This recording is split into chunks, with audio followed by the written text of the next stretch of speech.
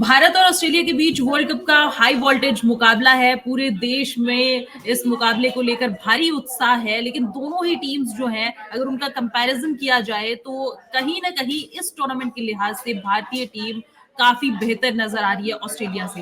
तो यहाँ पर हम डिस्कस करने वाले हैं भारत और ऑस्ट्रेलिया के बैटिंग लाइनअप के बारे में कि कौन से खिलाड़ी जो हैं इस टूर्नामेंट में टॉप स्कोरर रहे हैं और आज के मुकाबले में क्या कुछ इफेक्ट डालेंगे। तो मेरे साथ मेरे सीनियर मनोरंजन भारती जुड़ गए हैं और शुरू करते हैं।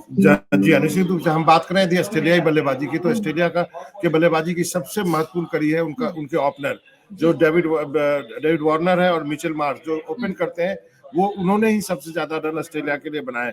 डेविड वार्नर जो है वो उन्होंने 528 रन बनाए हैं और मिचेल मार्श एक पारी उन्होंने कम खेली है, 400, क्योंकि उनको जाना पड़ा था ऑस्ट्रेलिया, 426 रन बनाए। तो पूरी ऑस्ट्रेलियाई पारी की का भार जो है यही दोनों लेके चलते हैं। और नीचे आके मैक्सवेल ने एक जो है अभी तक की सबसे बड़ी बेहतरीन आप कह सकते हैं वैसी इनिंग नहीं हो सकती है, वो खेल के उनको बचाया। ट्रेविस हेड ने भी अच्छा किया, लेकिन कुछ मैचों में जो ट्रेविस हेड का रिकॉर्ड अच्छा है, ऑस्ट्रेलिया के लिए सबसे बड़ी चिंता की बात है उनके मिडिल ऑर्डर का ना चलना। स्मिथ और लाबुशेन उनके रन नहीं बन रहे। बिल्कुल बिल्कुल आपने सही कहा, ये पॉइंट है यहाँ पे, क्योंकि पूरा इस टूर्नामेंट को हमने जैसे ऑब्जर्व किया है तो शुरू से जो ओपनर्स हैं, चाहे वो डेविड वार्नर हो और इसके अलावा मिचेल मार्श, ट्रेविस हेड ने पिछले मैच में दक्षिण अफ्रीका के खिलाफ अच्छा स्कोर किया, तो वो मैच में जो डूबती सी नैया लग रही थी एक बार ऑस्ट्रेलिया की, ये मैच कैसे चेज करेंगे 212 रन, तो ट्रेविस हेड के उन रन की वजह से वो कर लिया। लेकिन आपने सही कहा कि मिडिल ऑर्डर में ऑस्ट्रेलिया को आज अगर इंडिया को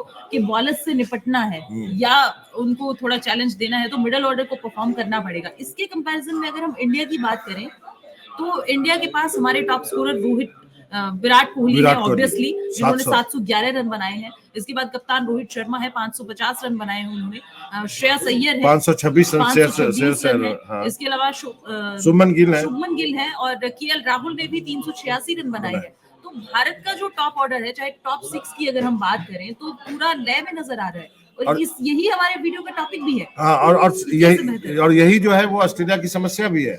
यदि आज टॉस जीत के इंडिया ने 300 रन से ज्यादा टांग दिए वहां पे, तो आपको मालूम है वो पिच जो है वो वैसी पिच है कि बैटिंग पिच नहीं है, जो पाटा पिच जिसको हम लोग क्रिकेट की भाषा में कहते हैं कि पाटा पिच आए और मार गए।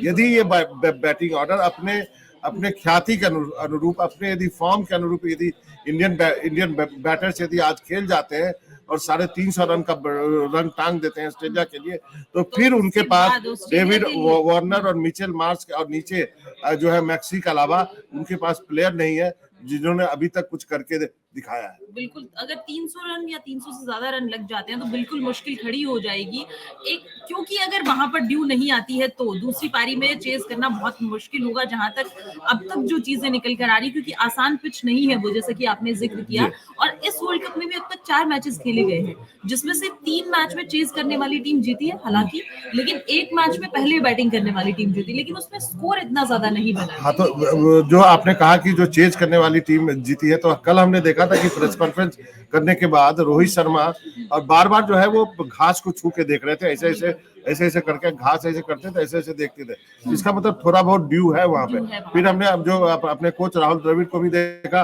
वो भी बार जो है घास छू के देख रहे थे। तो इसलिए कहा जा रहा है कि यदि आप टॉस पे इतना निर्भर मत रहिए। आप अभी फाइनल खेलने जा रहे हैं, आपने 10 के 10 मैच जीते हैं, अब आपके लिए टॉस मायने नहीं रखना चाहिए। यदि आप टॉस जीते हैं, अच्छा टॉस जीते तो आप पहले बल्लेबाजी करिए, रन टांगिए। लेकिन यदि आप टॉस नहीं जीते हैं और आपको बाद में यदि बैटिंग करना पड़े तो कोई दिक्कत नहीं है।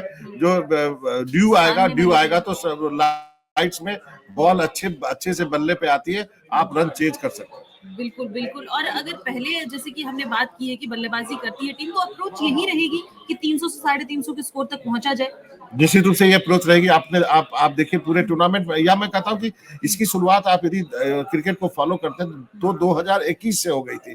तो 2021 से ही ये टेम्पलेट जो है वो सेट कर दिया था रोहित शर्मा ने कि अब उनको इसी तरह से खेलना है। इसका जो है एक सबसे बड़ा उदाहरण आपने एशिया कप में देखा होगा, वहां भी इसी ढंग से खेले थे। तो आज के दिन कैप्टन ने ये सोच लिया कि मैं फ्रंट से लीड करूंगा, मेरे लिए रिकॉर्ड मायने नहीं रखता है कि मैं इतने सेंचुरी बनाता हूं या नहीं बनाता हूं, मुझे 10 ओवर ओवर में कम से कम 70 या 80 रन बनाने हैं। उससे अच्छे भी हमने देखे कि 10 ओवर में 90 रन भी बने हैं इंडिया के। तो शुरू के 10 ओवर में 90-80 रन बनाइए, लास्ट के 10 ओवर में 100 रन बनाइए, आप 300 के पार जाएंगे। और एक बार आपने 10 ओवर में 80 या 90 रन टांग दिया, उसके बाद जो बैट्समैन है वो समय ले सकते हैं, वो खेल सकते हैं और जो गेम को चला सकते हैं। और विकेट बचा के रखिए, धीमा भले खेलिए, बीच में विकेट बचा के रखिए और लास्ट के 10-15 ओवर में फिर से जाके 100-125 रन बनाइए। बिल्कुल, क्योंकि बाद वाले बैटर्स के लिए फिर चांस मिल जाता है कि आप हिट करें अगर आपको स्टार्ट अच्छा मिल जाए तो। और इस टूर्नामेंट में अगर हमने देखा है तो शुरुआत से ही रोहित शर्मा और शुभमन गिल की यही अप्रोच रही है कि आप तेजी से रन बनाइए शुरू के ओवर्स में। और रोहित शर्मा, जैसे कि हमने जिक्र किया कि उनका सेल्फलेस अप्रोच रहा है इस टूर्नामेंट में और टीम को यहाँ तक ले आए हैं कि आज फाइनल में हमारी टीम है और इस बड़े मुकाबले का हर कोई इंतजार कर रहा है। देखिए, रोहित शर्मा ने टीम अपनी ऐसी बिल्डअप की है और इसमें राहुल द्रविड़ जो अनसंग हीरो जो है उनको कहा जाएगा, जो एक चक दे मोमेंट चल रहा है कि खुद वर्ल्ड कप नहीं जीत पाए तो इस बार क्या वर्ल्ड कप जिता करके उनके लिए भी एक चक दे मोमेंट होगा। तो राहुल द्रविड़ और रोहित शर्मा ने टीम इस ढंग से बिल्ड की है। सब, जैसे कि कल के प्रेस कॉन्फ्रेंस में रोहित शर्मा कह रहे थे कि सब प्लेयर को अपना रोल पता है। आपको मालूम है कि अपने न्यूज रूम में भी सबको अपना अपना रोल पता होता है, तो काम करना बहुत इजी हो जाता है। तो रोहित शर्मा को जब ये सवाल पूछा गया था कि टीम के बारे में, उन्होंने कहा सबको अपना अपना रोल पता है। इसका मतलब ये भी पता है कि यदि रोहित शर्मा जल्दी आउट होते हैं या रोहित शर्मा ने कुछ रन 40-50 रन करके आउट हो गए तो शुभमन गिल चार्ज ले लेते हैं। रन गति को कम नहीं होने देना, ये इसी को कहते हैं कि जो है अपना अपना रोल निभाना। आपने देखा कि इस पूरे टूर्नामेंट में कभी तो Shreyas Iyer back to back century, या फिर आपने देखा केएल राहुल की सेंचुरी। मतलब जब जिस परिस्थिति में होता है खिलाड़ी जो है उभर कर सामने आ रहा है और अपने रोल को बखूबी निभा रहा है। इसी को कहते हैं मैन मैनेजमेंट और सबको अपना रोल आना। जी, और कितने ही मैच ऐसे रहे हैं जिसमें विराट कोहली ने एंकर का पार्ट प्ले किया है कि जल्दी विकेट गिर रहे हैं, चाहे हम ऑस्ट्रेलिया के खिलाफ जो इस वर्ल्ड कप का पहला मुकाबला था इंडिया का, 8 अक्टूबर को खेला गया था चेन्नई में ही, और उस मैच में भारत ने अपने 3 विकेट जल्दी गंवा दिए थे 2 रन के स्कोर पे। उसके बाद विराट आए और जिस तरह से उस मुकाबले को इंडिया के फेवर में लेकर गए हैं, उसके बाद चाहे वो बांग्लादेश के अगेंस्ट उनका शतक आया है और जहां भी मौका मिला है तो विराट ने वो पार्ट प्ले किया। इवन हर एक खिलाड़ी ने कि आपका बैटिंग अगर कोलैप्स कर रहा है तो वहां पर आकर कोई ना कोई ऐसा रोल प्ले कर रहा है कि वो आपका बैटिंग बैलेंस आ जाता है। देखिए, विराट तो विराट प्लेयर है। अभी आज के दिन में 49 सेंचुरी पूरा किया, रिकॉर्ड की, मतलब महानतम बल्लेबाज सचिन तेंदुलकर के रिकॉर्ड की बराबरी की, फिर 50वां शतक किया। विराट को मालूम है बड़े मैच के प्लेयर है, उनको ना इतना आप क्राउड के बीच में खिलाओगे ना, जो लोग चिल्लाते हैं वो उनको पसंद है। कई लोग जो है वो पूर्व क्रिकेटर ये भी कर रहे थे कि कोविड के वक्त जब स्टेडियम खाली थे और उसके बाद जब मैच हो रहे थे विराट अच्छा नहीं खेल रहे थे, बोलते थे यार मैं खेल रहा हूँ, कोई देखने नहीं आया मुझे। तो वो उनकी बैटिंग अच्छी, वो उनकी बैटिंग अच्छी नहीं हो रही थी। अब इस 1 लाख लोगों के भीड़ के बीच में प्रेशर मैच में चेज करना जो है वो उनकी कला है। उनको मालूम है। मैं जो उनका एक पूरा अभी इंटरव्यू एक स्पोर्ट नेटवर्क पे आ रहा था, मैं पूरा एक जो है उन्होंने बताया कि कैसे पाकिस्तान के खिलाफ जो मैच जीतने की प्रोबेबिलिटी केवल 13% थी और कैसे उन्होंने सोच के कि नहीं ये हमें जीतना है और वो उस पाकिस्तान वाले मैच को जिताया। तो वो अपना गेम को दिमाग में बैठा के आते हैं मैदान में। मैंने देखा कल वो जो है वो ट्रेनिंग के लिए भी मैदान में नहीं आए, वो अपने आप को रेस्ट दे रहे थे, मेंटली भी फिजिकली भी, क्योंकि उनको मालूम है कि मुझे फाइनल के लिए प्रिपेयर करना है। बिल्कुल, और आपने T20 वर्ल्ड कप का सही यहाँ पे जिक्र किया, क्योंकि वहां पर एक चीज ये थी कि टीम इंडिया जो है सेमीफाइनल मुकाबला हार गई थी इंग्लैंड के अगेंस्ट। उसके बाद कितना क्रिटिसिज्म झेलना पड़ा था भारतीय टीम को, इवन मैनेजमेंट को, कोच राहुल द्रविड़ को, और वही टीम है, वही राहुल द्रविड़ है आज इस स्टेज पर टीम को लेकर आए हैं। और आज जो हम अनसंग हीरो चक दे इंडिया मोमेंट वाली वो बात हो रही है, तो ये सारी चीजें बैकअप में कितना मैटर करती हैं ये सब, क्योंकि आज आप पहुंचे हैं इस फाइनल में तो बहुत इसकी चर्चाएं होंगी निश्चित रूप से, क्योंकि हर उस व्यक्ति की इस टीम के चर्चा होनी चाहिए जो इस टीम से जुड़ा हुआ, खासकर कोच की तो चर्चा होनी चाहिए। इतना ठंडा दिमाग वाला कोच, और आप सोचिए उस कोच को कैप्टन भी इतना ऐसा मिला है, बॉम्बे कलर का चिल्ड आउट रहता है, उसको कोई फर्क ही नहीं पड़ता है। वो कोई बॉलर अपील भी करता है तो जडेजा को बोलता है जा तू, तो हर बार यही बोलता है DRS देने के पहले। आजकल हर जगह स्टंप में कैमरे लगे हैं, वो चिल्ड जो है वो आपके पास कैप्टन है और बहुत ही बैलेंस आपका कोच है।